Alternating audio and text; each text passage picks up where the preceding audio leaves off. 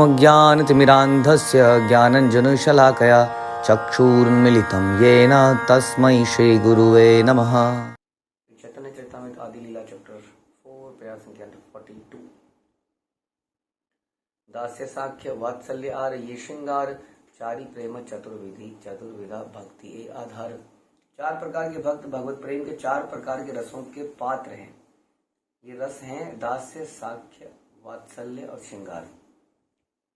तो धीरे धीरे हम इसकी तरफ और ज्यादा गहराई में अब जा रहे हैं कि what is the real purpose of Chaitanya Mahaprabhu का जो इंटरनल प्राइमरी पर्पस था आने का। तो उसके लिए हमें रसों के बारे में बता रहे हैं यहाँ पर कि अलग अलग जीव के रस होते हैं, यानी कि इसको समझ लीजिए रिलेशनशिप होते हैं। अलग अलग प्रकार के रिलेशनशिप होते हैं, क्योंकि हर प्रकार में डिफरेंट रिलेशनशिप का रस होता है।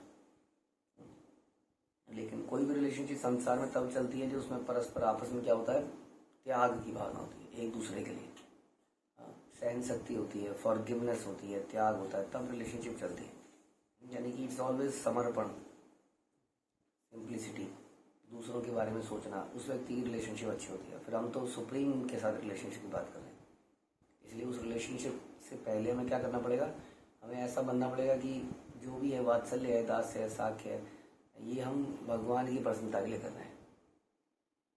इसलिए जब दो लोगों को अपने रिलेशनशिप बनाने हो ना, तो कोई व्यक्ति अगर कुछ ओपिनियन दे रहा है तो हम उसको रिजेक्ट नहीं कर देते या उसका अपमान नहीं कर देते, अगर हमें वो रिलेशनशिप इम्पोर्टेंट लगती है कि ये इम्पोर्टेंट है।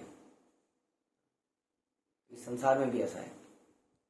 सुप्रीम वर्ल्ड में तो एकदम प्योर आत्माएं पहुंची हुई है। वहाँ पर उन आत्माओं का रिलेशनशिप बड़ा ही प्योर है।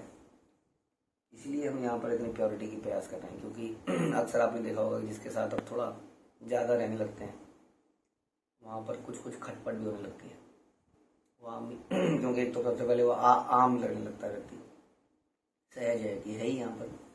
जैसे कोई व्यक्ति अगर बहुत समय बाद हमें मिले या कभी कभी मिलता हो तो हमें लगता है कि शांति से रहे, अच्छे से समय बीते। रोज ही है कोई व्यक्ति तो उसके लिए हम थोड़े से टेकन फॉर ग्रांटेड हो जाते हैं और फिर रिलेशनशिप खराब होने लगते हैं। इसलिए निरंतर हम लोग श्रवण कीर्तन करते हैं, क्योंकि हमारे घर में विग्रह है। पहले वो विग्रह देखकर हमें कुछ होता था, अब विग्रह देखकर कुछ नहीं होता है। उसी भक्तों का संग में हम कभी कभी मिलते थे, कभी कभी आते थे, दूर से आते थे माना, तो बड़ा एक्साइटमेंट रहती थी। अब नहीं रहती है। अब लगता है कि इसने ऐसा कर दिया, इसने वैसा कर दिया, इसने ये क्यों कर दिया, ऐसा क्यों हो गया। ऐसा जनरली आप देखेंगे कि जनरली कोई व्यक्ति कभी आप भक्तों के संग में, जब उसको भक्तों का संग प्राप्त होगा, वो दूर रहता होगा, तो उसके अंदर बड़ी ग्रेटिट्यूड और बहुत कुछ उसको फीलिंग्स दिखेंगी, आएंगी। या हम लोगों को जब हम पहली बार कनेक्ट हुए थे तब बड़ी फीलिंग्स आती थी, लेकिन अब वैसी नहीं आती हैं, क्योंकि हम साथ में रहने के कारण अपराध कर देते हैं। अब भगवान के धाम में तो हम निरंतर भगवान के साथ में रहेंगे। तो साथ में रहते रहते कहीं हम भगवान के प्रति भी अपराध कर देंगे। तो इसका उपाय यही है कि अपने पोजीशन को हमेशा याद रखा जाए, श्रवण कीर्तन कभी बंद ना किया जाए, क्योंकि ये निरंतर शोधन करता रहता है हमारा और हमें याद दिलाता रहता है कि मेरी क्या पोजीशन है, मुझे करना क्या है। अक्सर रिलेशनशिप में हम इस चीज़ को नहीं करते हैं। भगवान के साथ कर रहे हैं, जो कर रहा है उसकी चेतना सही रहेगी, निरंतर जो कर रहा है। उसी तरह से रिलेशनशिप में भी संसारिक एग्जाम्पल लें तो संसारिक एग्जाम्पल में अगर वो ये याद रखे, पति पत्नी या भाई बहन या कोई भी, कि ये रिलेशनशिप हमारे लिए बड़ी इंपॉर्टेंट है। इसके लिए हम क्या करेंगे जो हमने बोला, या इसके लिए हम संसार में उसको नाम दे दिया एडजस्टमेंट। थोड़ा सा नेगेटिव वर्ड लगता है एडजस्टमेंट। बेटर वर्ड्स हैं फॉरगिवनेस, टॉलरेंस एंड दूसरे के लिए, दूसरे के सुख के लिए खुद का त्याग कर देना, खुद की सुविधाओं का, ये सब ठीक है। और कृष्ण भावना में रिलेशनशिप में हम क्या सोचेंगे कि ultimately Krishna will be pleased अगर हम आपस में प्रेम से रहें और भगवान को सर्व करें। हमारे रिलेशनशिप गहरे हों। गहरे होने का मतलब है कि हम कभी ऐसी कोई सिचुएशन ना आए कि हमें बुरा लगे, कुछ कोई चीज़ हमें बुरी लगे, हमें अपमानित महसूस हो।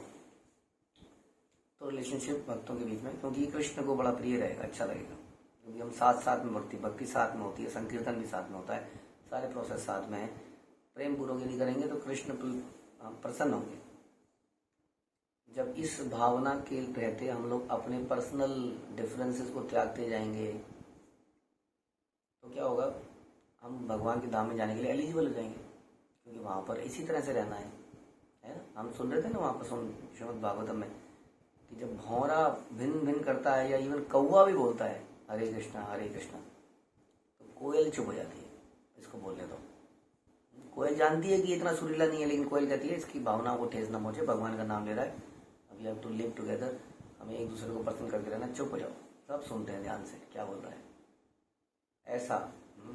ऐसा भाव जब हो जाएगा तब उस धाम में आराम से जा पाएंगे। वहाँ पर ऐसे ही संबंध है। तो ये सारे संबंध हम सुनते तो हैं अक्सर कि हाँ ये वात्सल्य है ये, हाँ, लेकिन हम इसकी गहराई को नहीं समझ पाते कि इन रिलेशनशिप के लिए कितनी गहराई की आवश्यकता है।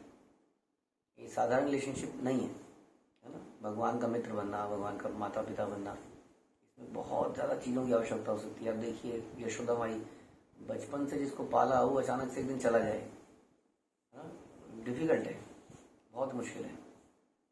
तो इस तरह की बहुत सारे बलिदान, त्याग और कृष्ण के लिए समर्पण, इन्हीं चीज़ों से रिलेशनशिप इस संसार में भी बनते हैं और भगवान के धाम में भी बनते हैं। तो ये हमने सीखा। निज निज भाव सब श्रेष्ठ का रीमा ने, निज भाव करे कृष्ण सुखा स्वाद नहीं। इस प्रकार हर वाक्य मानता है कि उसका भाव सर्वश्रेष्ठ है और इस प्रकार उस भाव में वह भगवान कृष्ण के साथ परम सुख का आस्वादन करता है। इसका क्या मतलब हो? इसका मतलब अहंकार नहीं है कि उसको अहंकार होता है कि मैं गोपी हूँ या मैं सखा हूँ। इसका मतलब ये है कि वो अपने भाव में टोटली संतुष्ट है। वो ये नहीं कहता हाय क्या मजे हैं उसके, हाय क्या मजे हैं उसके। वो सखा है तो सखा भाव में परम सुखी है। मैंने तो हाय मैं रासलीला में होता नहीं, वो उसी भाव में, तभी तो उस रस का उसमें आनंद आएगा। लेमेंटेशन ये तो ब्रह्मभूत अवस्था में आ जाती है कि ना सोचती ना कांक्षती, यानी कि जो भगवान ने दिया है वो उसमें टोटली संतुष्ट होके भगवान की सेवा कर रहा है जैसी कंडीशन में है। तो ये भी एक गुण है। हमारे अलग अलग, जैसे हमने बोला ना रिलेशनशिप है, हम ये नहीं देख सकते यार, जैसे कई बार सास बहू में होता है ना, तो उसको लगने लगता है कि सास वाले ये मेरे जीवन में एक आ गई, अब अभी तक तो ये मेरा था अब ये कोई और भी आ गया बीच में खटपट, और उसको लगता है कि ये मेरा ही तो है, फेरे तो मेरे साथ हुए, ये बीच में क्यों है।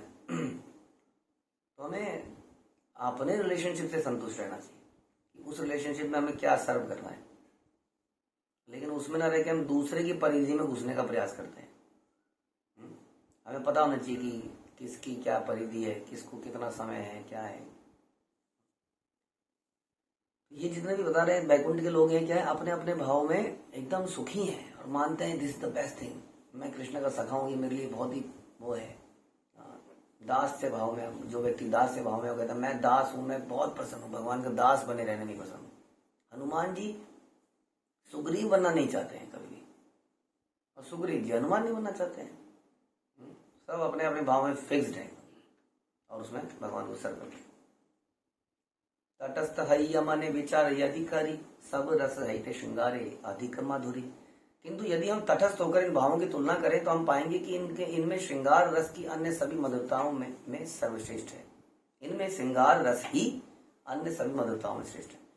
आउटसाइड से अगर हम देखें, इनसाइड तो वो व्यक्ति अपने आप भाव में प्रसन्न है, लेकिन आउटसाइड से ऐसा बता रहे हैं आचार्य कि जो श्रृंगार रस है या माधुरी रस है वो सब में श्रेष्ठ है।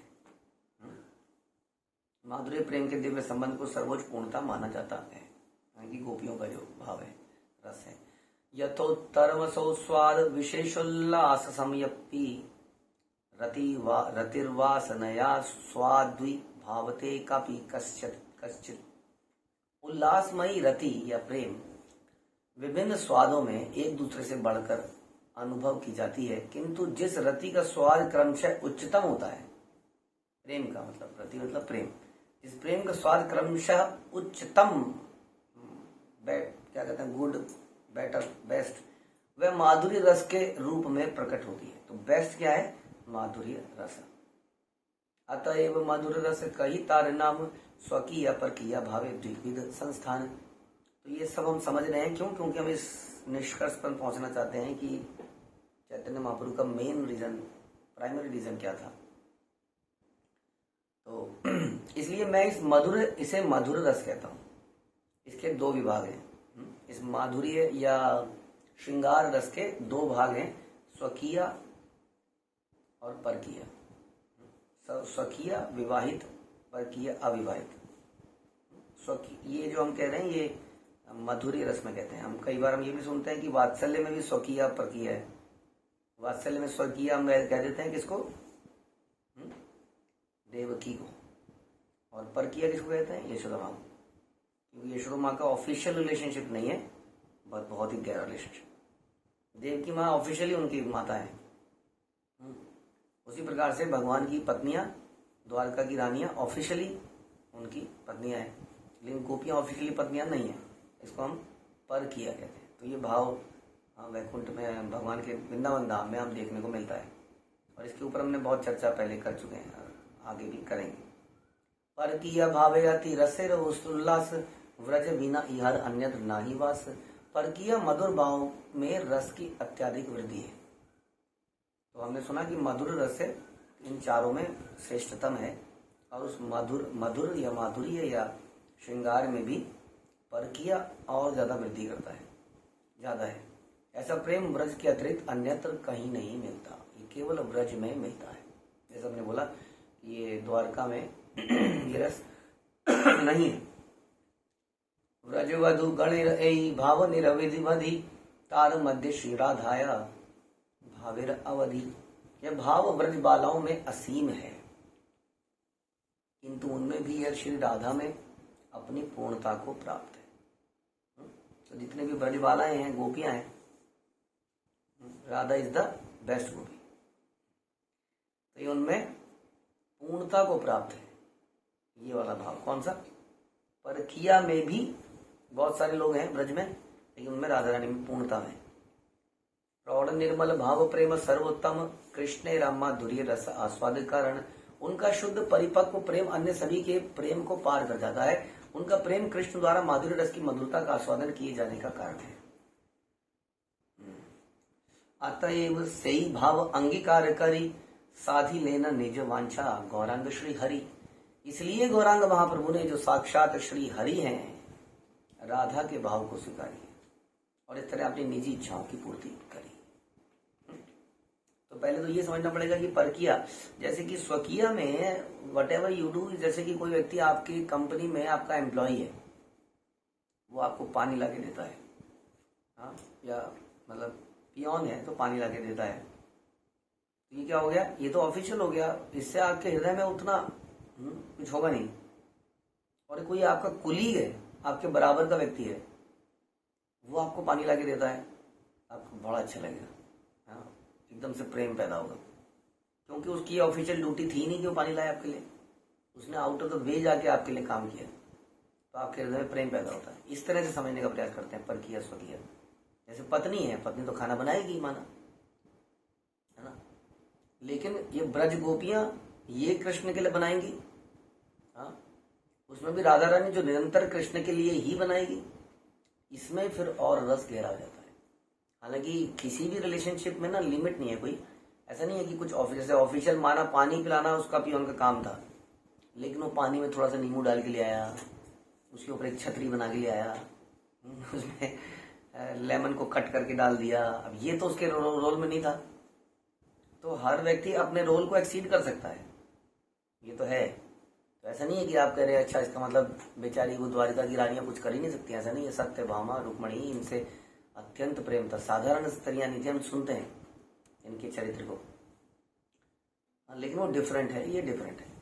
तो उसमें भी व्यक्ति अपनी, हम ये नहीं कहेंगे तो उसका तो काम ही है, अपने काम को कितना गुना हम एक्सीड कर सकते हैं एक्सपेक्टेशन को, अगर प्रेम होगा तो। लेकिन उसमें कई बार क्या होता है, जैसे भैया इतना ही काम है, 5 बजे बस्ता बंद करके चला जाऊंगा फॉर एग्जाम्पल, तो वहां प्रेम नहीं होगा ना, काम से काम रख रहा है, जितना लिखा गया है कॉन्ट्रैक्ट में उतना ही करूंगा, तो वो वाले में वो प्रेम नहीं है वास्तव में। तो इस तरह से समझना पड़ेगा कि इसलिए परकीय इज हायर, क्योंकि ऑफिशियल रिलेशनशिप नहीं है, ऑफिशियल दायित्व नहीं है। बल्कि एक भी चीज ये भी है, जैसे हम कहते हैं कि कोई व्यक्ति अपना अधिकार मान लेता है कि अब मैं ऑफिशियली द्वारका की पत्नियां बोलेंगे we are officially your wifes, तो हमारा अधिकार है, हमारे साथ रहना पड़ेगा आपको, वो रोक सकती हैं। गोपियां क्या कह रही हैं, कृष्ण जा रहे हैं, गोपियां केवल रो रही हैं, रथ के आगे लेट गई हैं अक्रूर के आगे, रथ हमारे ऊपर से ले जाओ, लेकिन कुछ कर नहीं पा रही हैं, रोक नहीं पा रही हैं। जो भी कर रही हैं कई बार तो छुप छुप के ही कर रही हैं, बोल ही नहीं सकती हैं officially, they are not entitled eligible. फिर भी कोई व्यक्ति करे, जनरली कोई व्यक्ति किसी रिलेशनशिप में या कहीं पर इन्वेस्ट वहीं करना चाहता है जहां पर कुछ निकले, है ना। जैसे आदमी कोई जमीन में पैसा डाले तो मेरे नाम पे रजिस्ट्री करोगे, कुछ डॉक्यूमेंट बनाओगे मेरे नाम पे, कल को तुम मुकर गए तो कुछ तो मेरे को चाहिए अधिकार, कुछ अधिकार करो, है कि नहीं। तो इस तरह से तो हम जनरली रिलेशनशिप में अधिकार, स्वकीय में अधिकार भी आ जाता है,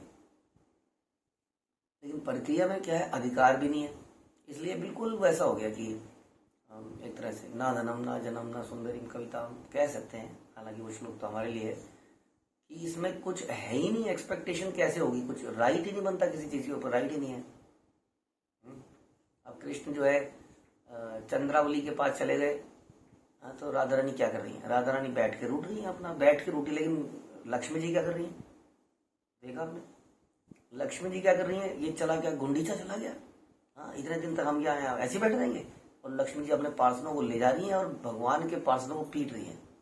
क्योंकि भगवान ने क्या किया, जगन्नाथ जी से मंदिर से निकल के कहाँ चले, गुंडीचा मंदिर में चले गए, तो लक्ष्मी जी पीट रही हैं सब, पास पास जबरदस्त पिटाई चल रही है। ये हो गया स्वकीय, अधिकार है।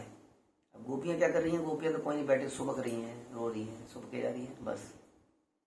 तो कोई अगर अधिकार ना होने पर भी कहीं पर इन्वेस्टमेंट करता जाए, जैसे हम लोग मान लेते हैं हम लोग प्रभुपाद के इस मिशन में हैं, हम मंदिर के लिए कलेक्शन करते हैं, लेकिन कोई हमारा अधिकार ही नहीं है किसी चीज़ के ऊपर।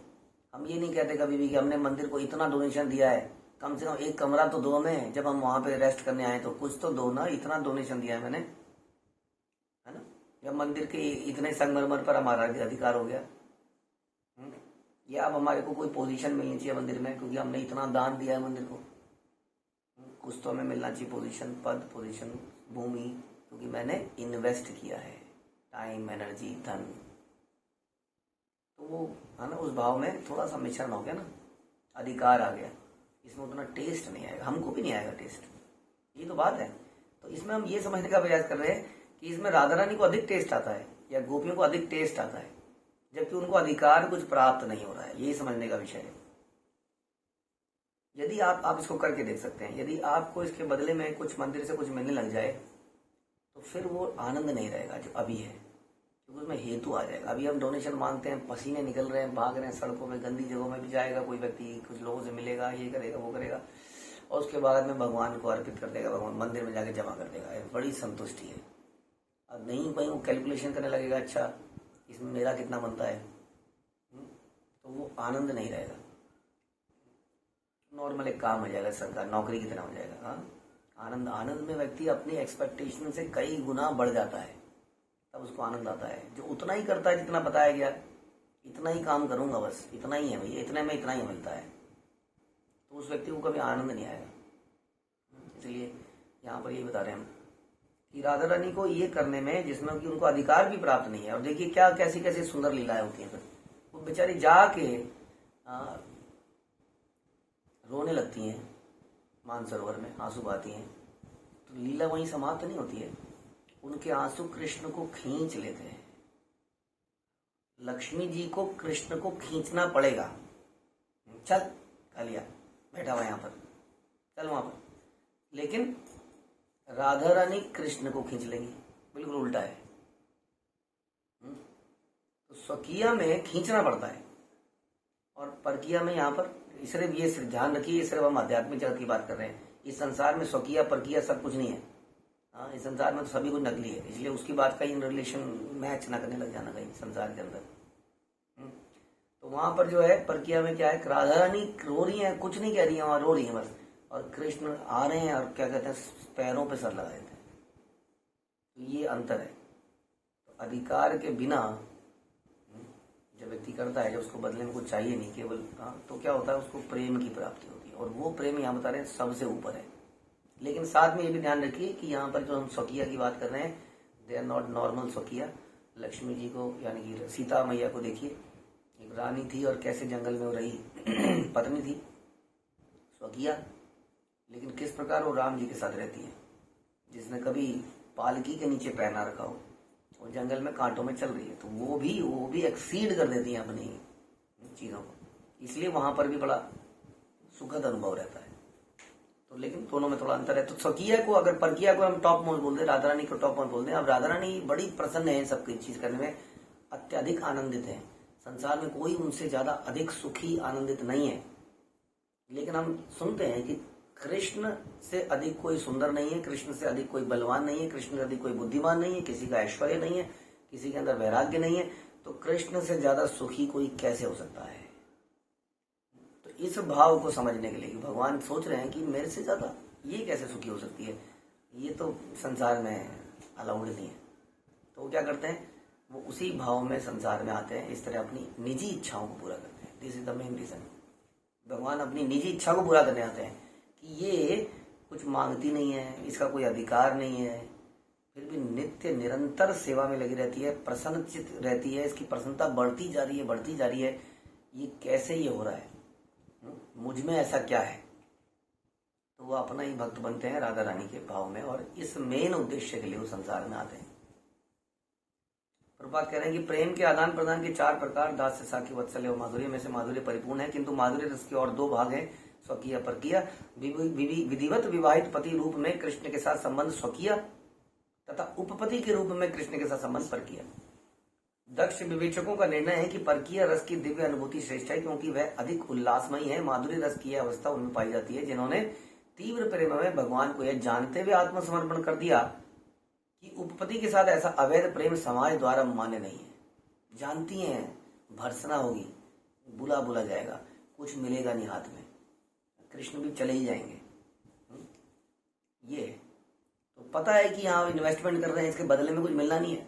वरना क्या है, आदमी इन्वेस्टमेंट करे अगर जहां से कुछ पैसा निकलना हो। हाँ, आदमी सोच समझ के किसी को सेवा करे कि यहाँ सेवा कर रहा हूँ या यहाँ पर पैसा दे रहा हूँ, जरूरत पड़ने पर ये मुझे काम आएंगे, तो ये सब विद एक्सपेक्टेशन हो गया। इसमें वो रस का आस्वादन नहीं होगा। जैसे हम बोलते हैं ना कई बार कि सैलरी मिलना रस का आस्वादन नहीं है, क्योंकि सैलरी में हमारा अधिकार है। बोनस कंपनी कहती है वेरिएबल है जी, मिलेगा मिलेगा नहीं मिलेगा नहीं, बोनस से बड़ी प्रसन्नता होती है, क्योंकि उसमें मिलने की उम्मीद नहीं थी। इस प्रकार से भी समझ सकते हैं। ऐसे भगवत प्रेम में जो संकट निहित है, वह इस भाव को उस संबंध से अधिक श्रेष्ठ बना देता है जिसमें ऐसा संकट रहता ही नहीं है। हाँ, इसमें संकट है, हाँ, कोई कुछ पकड़ लेगा, कोई कुछ बोल लेगा, घर से निकाल देगा, जैसे गोपियों को निकाल दिया। किंतु ऐसे संकट की वैधता केवल दिव्य लोक में ही संभव है, जैसा हमने चर्चा किया। ये सब वहीं की बातें हो रही है, यहाँ की बिल्कुल बातें नहीं हो रही। ईश्वर के स्वकीय तथा परकीय माधुर्य रसों का भौतिक जगत में कोई अस्तित्व नहीं होता है। बिल्कुल इसको प्रेम का कोई मतलब ना देता, प्यार, जैसा हम पहले ही बता रहे हैं। इट इज लस्ट ओनली हो Arjuna, number 1 enemy of the कामेशु क्रोधेशु रजोगुणा समत हुआ महापापो महाशनो महापापमा विद्यहीन वैरिणम। हमारे सबसे बड़ा वैरी है यही काम, बहुत बड़ा लस्ट। तो इसको जस्टिफाई नहीं कर सकते हम परकीय और स्वकीय में। This is for Krishna, because Krishna का ही सब कुछ है, वही सबके पति है। इसलिए कोई ऑफिशियल रिलेशनशिप में है, कोई इस तरह के रिलेशनशिप में है। The purpose is to please Krishna. वैसे रिलेशनशिप भी चाहिए ना, रुक्मणी जैसे, सत्यभामा जैसे, खाली राधा रानी जैसे नहीं चाहिए। रुक्मणी के साथ भी भगवान अलग अलग मस्करी करते हैं, अलग तरीके से करते हैं, तो वो भी एक अलग रस है। ईश्वर के स्वकीय तथा परकीय माधुर्य रसों का भौतिक जगत में कोई अस्तित्व नहीं है, और परकीय रस में कहीं भी दृष्टिगोचर नहीं होता, किंतु वह केवल गोलोक वृंदावन के एक विभाग वृंदावन या ब्रज में देखने को मिलता है। इस संसार में यदि हम कहेंगे तो हम नियमों का उल्लंघन करेंगे और पाप में जीवन बिताएंगे। कुछ लोग सोचते हैं कि कृष्ण गोलोक वृंदावन में निरंतर उपभोग करते हैं और केवल कभी कभी परकीय रस का भोग करने ब्रज में आते हैं, किंतु वृंदावन के 6 गोस्वामी ने बताया कि ब्रज में कृष्ण की लीलाएं गोलोक वृंदावन की अन्य लीलाओं के समान शाश्वत हैं। व्रज गोलोक वृंदावन का गुह्य अंश है। कृष्ण ने इस धरातल पर अपनी व्रज लीलाएं प्रदर्शित की, और ऐसा ही लीलाएं गोलोक वृंदावन स्थित ब्रज में नित्य प्रदर्शित होती हैं, जहाँ पर की रस का नित्य अस्तित्व है। समझ में आ गया? तो भगवान का जो धाम है, हम सुनते हैं ना कि वहां पर वैकुंठ है, और उसके अंदर वैकुंठ में भी फिर क्या है, वहां पर हम सुनते हैं, यदि आपने बृहद भागवतम सुना है तो हम सुनते हैं वहां पर मथुरा है, वहां पर द्वारका है और फिर वहां पर ब्रज है, अयोध्या भी है। तो ये अलग अलग जगह है और अलग अलग प्रकार की वहां पर लीलाएं हो रही है। तो ब्रज में परकीय लीला हो रही है और मथुरा द्वारका में स्वकीय लीला हो रही है। इस महाकाव्य के तृतीय अध्याय में श्रील कृष्णदास कविराज गोस्वामी ने इस हकीकत को स्पष्ट स्वीकार किया है कि कृष्ण इस भौतिक जगत में द्वापर युग के अंत में व्यवस्वत मनु के 28वें चतुर्युग में प्रकट होते हैं और अपने साथ अपना धाम लेकर आते हैं, जो उनकी सर्वोच्च लीलाओं का सनातन धाम है। जिस प्रकार भगवान अपनी ही अंतरंगा शक्ति द्वारा प्रकट होते हैं, उसी तरह वे उसी अंतरंगा शक्ति के माध्यम से अपनी सारी साज सामग्री भी लाते हैं। उन्हें किसी बाहरी सहायता की आवश्यकता नहीं होती। ऐसा नहीं है कि हम लोग जैसे ट्रैवलिंग करते हैं तो हमें बैग पैक करने पड़ते हैं, एक टॉयलेट का सामान रखना है जी, पेस्ट रखना है, ये रखना है, तौलिए रखने हैं, कपड़े रखने हैं, ये सब रखना है, चप्पल रखनी है। वहां पे फिर हम जब वहां जाते हैं फिर अनपैक करते हैं, चीजों को लगाते हैं, अपना बैग रखते हैं कहीं पर। कितना टाइम इसमें चला जाता है, रूम अलॉटमेंट करनी है जी, बहुत कुछ करना पड़ता है। अब अगर हमें ये बोला जाए कि जैसे अपने अपने घर में तुम लोग हो, इस पूरे जगह को माना, इस पूरे गाजियाबाद को उठाया जाएगा, दयानंद नगर को उठाया जाएगा और वहां पे रख दिया जाएगा, तो बताइए कुछ करना ही नहीं, जब मर्जी यात्रा कर लो, कुछ भी नहीं करना है, इसको उठा के वहां रख देना है और चालू हो जाना है। ऐसा भगवान करते हैं अपने भक्तों को, कोई कष्ट नहीं है ना। हम सुनते हैं कि मथुरा में भक्त सो रहे थे सारे, लेकिन भगवान को लग रहा था ये बहुत जरासंध इत्यादि ये लोग सब आएंगे, बहुत तंग कर रहे हैं। सोते ही वो लोग सो रहे हैं, भगवान ने विश्वकर्मा से पूरी द्वारका बना ली। अब जब सवेरे उठते हैं देखते हैं ये क्या, हम कहाँ गए, समुद्र के बीच में द्वारका नगरी, पूरा का पूरा वहां सेटिंग है, यहाँ से वहां ट्रांसफर हो गया, सब कुछ हो गया, कुछ नहीं पता। स्लीपर बस में बैठना नहीं पड़ा, बैठे लेटे उस स्लीपर में ही, स्लीपिंग अवस्था में ही वहीं पहुंच गए। बहुत बढ़िया स्लीपर था ये, कुछ नहीं, सीधा सवेरे उठे तो वहां पहुंचे हुए मिले। कहाँ पहुंचे मिले? द्वारका आप ट्रेन में बैठोगे तो रातों रात में तो नहीं पहुंच पाओगे मेरे हिसाब से। यहाँ से वहां पहुंच गए, वो भी समुद्र के बीच में पहुंच गए।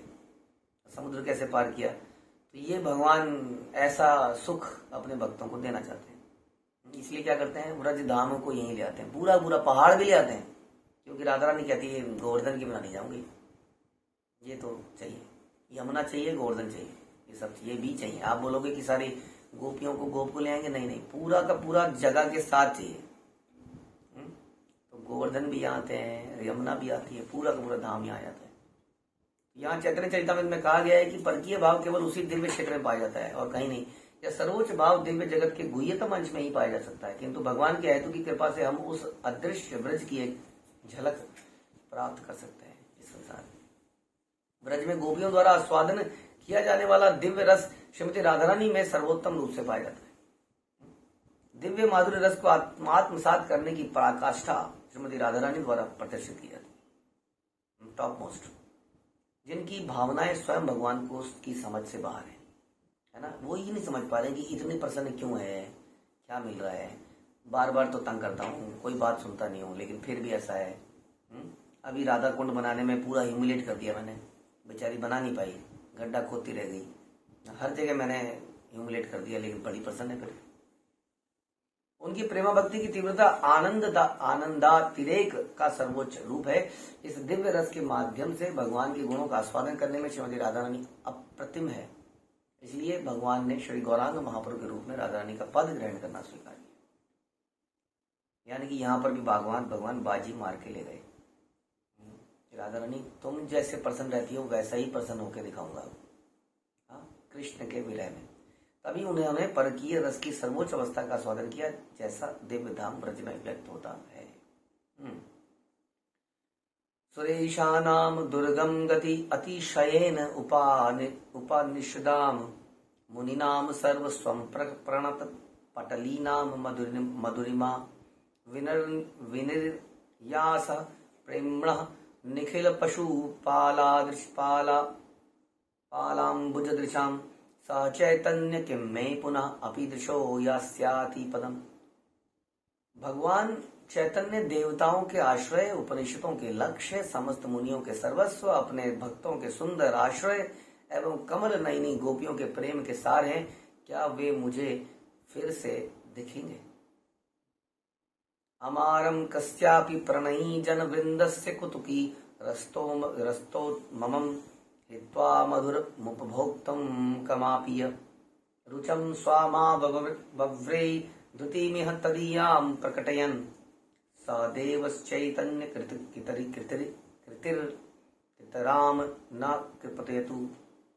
भगवान कृष्ण ने अपनी असंख्य प्रेमिकाओं में से एक यानी कि श्रीमती राधा रानी के असीम अमृतमय प्रेम रस का स्वादन करना चाहा, अतएव उन्होंने चैतन्य महाप्रभु का स्वरूप धारण किया। ये कहां से मिला? रूप गोस्वामी द्वारा लिखी गई स्तवमाला। अतएव उन्होंने चैतन्य महाप्रभु का रूप धारण किया, उन्होंने अपने कृष्ण वर्ण को छिपा दिया और राधा रानी का तेजमय पीत गौर वर्ण धारण करके उस प्रेम का आस्वादन किया। जो भगवान चैतन्य हमें अपना अनुग्रह प्रदान करे, है ना। काले तो ऑलरेडी है जगन्नाथ जी, तो जगन्नाथपुरी में ही अक्सर भगवान रहे, रिमेनिंग 24 ईयर्स एटलीस्ट, और वहां पर उस भाव को दिखाया। और जगन्नाथपुरी में ऑलरेडी एक काला व्यक्ति था, श्याम सुंदर या गहरा नील वर्ण का था। अब साथ में एक और उसी वर्ण का आ जाएगा तो कैसे वो राधा और कृष्ण का, है ना। तो राधा के भाव में है तो राधा की कांति लेनी पड़ेगी, तो उन्हीं की कांति, इसलिए गौरांग है वो गौरांगी है, यही है बस। एक गौरांग है और एक गौरांगी है, उसी के वर्ण में वो वहां पर आते हैं, पूरे मूड में है। जैसे हम लोग कभी प्ले करते हैं, ड्रामा करते हैं, तो हम ड्रेस भी बना लेते हैं ना, वैसे हम कलर भी कर लेते हैं अपने आप को, उसी के अनुसार ड्रेस बनाते हैं, तब उसमें थोड़ा आनंद आता है प्ले करने में। तो भगवान चैतन्य महाप्रभु केवल भाव में नहीं है, वो शारीरिक उन्होंने कांति भी राधा रानी के लिए ली है। इस प्रकार पूरे रस में भगवान चैतन्य महाप्रभु स्वयं आए हैं। ये है उनके आने का मुख्य कारण। बाकी जो हमने सुने थे, नाम का प्रचार, भक्त बनाना, हरिनाम हर व्यक्ति को दे देना इत्यादि इत्यादि, उसका संसार भर में प्रचार करना, वो सेकेंडरी रीजन है। मुख्य रीजन भगवान का आना ये है कि राधा रानी का क्या भाव है, कैसे वो इतने आनंद में रहती हैं, इसका स्वाद करना, क्योंकि वो स्वयं क्या है, सारे रस को का स्वाद करने वाले हैं, सबका भोगता है, हर रस के भोगता है। तो इस प्रकार से भक्तों को समझना चाहिए, क्योंकि भक्तों को केवल ये नहीं करना है कि प्रचार करना है, भक्तों को ये प्रेम रिलेशनशिप भी समझनी है, ताकि वो इसका भी आस्वादन भक्त को भी करना है ना। भक्त को प्रचार, भक्त के साथ भी यही है, भक्त को प्रचार भी करना है और भक्त को ये लीलाओं का स्वादन भी करना है। हरे कृष्णा। श्रील प्रभुपाद की जय, श्री चैतन्य चरितामृत की जय, श्री कृष्णदास कविराज की